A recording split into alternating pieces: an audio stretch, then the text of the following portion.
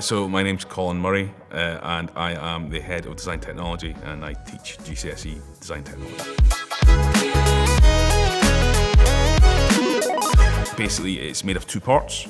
So you have the examinable part, which is a 2-hour exam at the end of your 2 years, and then you have what's called an NEA, a non-examined assessment, which is a piece of coursework, and it's one of the last pieces of coursework that kids get to do. There's not many subjects that have pieces of coursework anymore, and that is 50% of your final mark, and it's based upon a theme that the exam board will publish in the June of year 10, and then what you make of that theme, where you go from there, where you get to from there is entirely up to you. So the themes could be, for instance, this year's ones are looking after, caring for animals, or a souvenir from an interesting place. So you can take your imagination where you want, basically. So yeah, so those two parts make up the large part of it. So we cover everything from generation of power to how individual designers affect your daily life. So yeah, it's quite a broad ranging subject with lots and lots of stuff in it.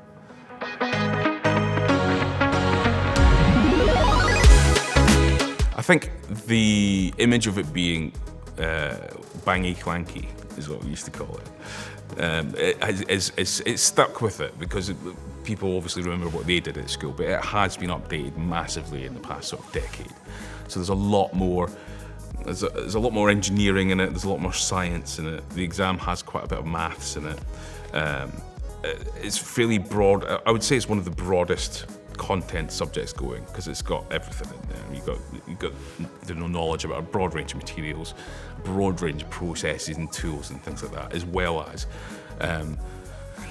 designers from throughout the last century and how individuals and individual companies have affected your daily life, and it's about making decisions.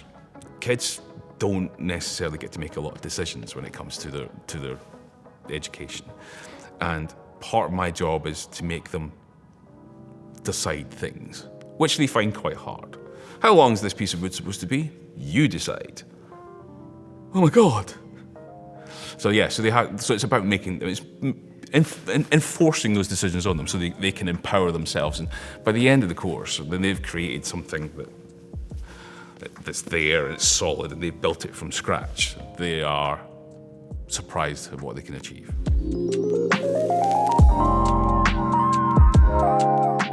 Creativity is one of the key things. I think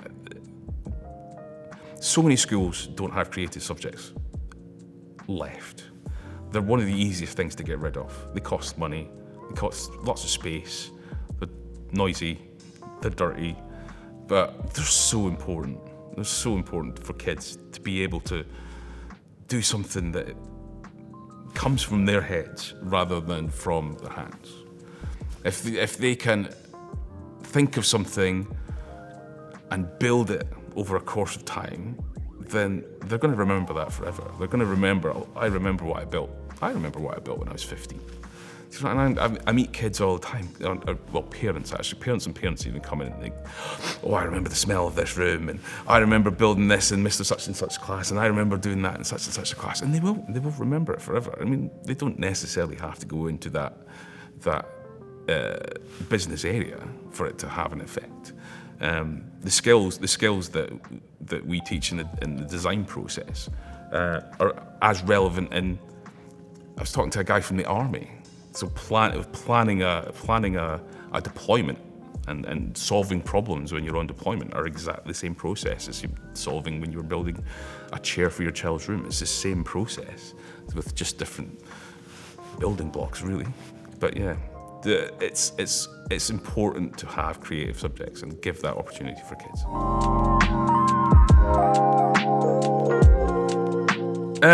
A straight line would be off into A-level Design Technology, and then a product design course or an industrial design course or even interior design courses.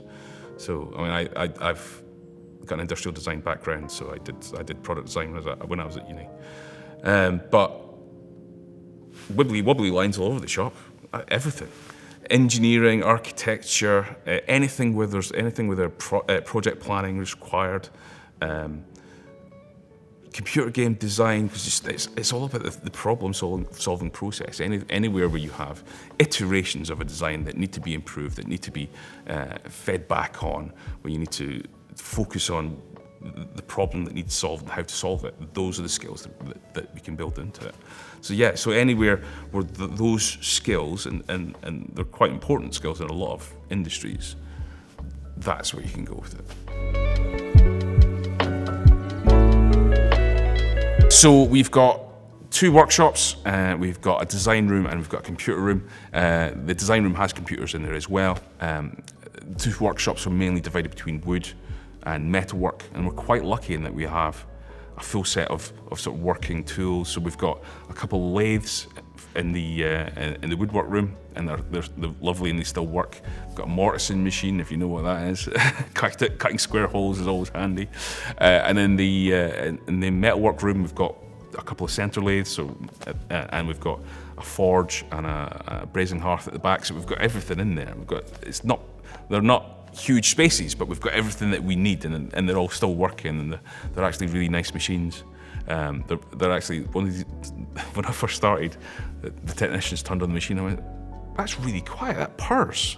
I went, "Yeah, it's lovely, isn't it?" I went, yeah, it really is. And all the machines are really nice, and they don't make huge amounts of noise, so they're all well looked after. It's really nice. As a new member of staff, as a new head of department, to come in and go, "Oh, nice, I've got all these lovely things."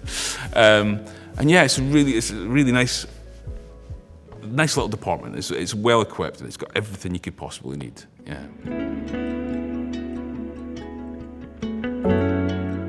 Do you enjoy it? Do you want? I mean, that's the main thing. Do you enjoy design technology? Is it something you want to do? Because if it's something you want to do, it's the only opportunity you're going to get to do it. So no one's going to come up to you in your 20s and go, "Do you fancy making something for a year? Do you fancy using this machine? Do you fancy making something out of wood?" No one's going to do that. You have an opportunity for 2 years to learn about how the world works, how it's made that way, why it's made that way, and then you get to make something that's yours, unique, and no one else is going to ever make it.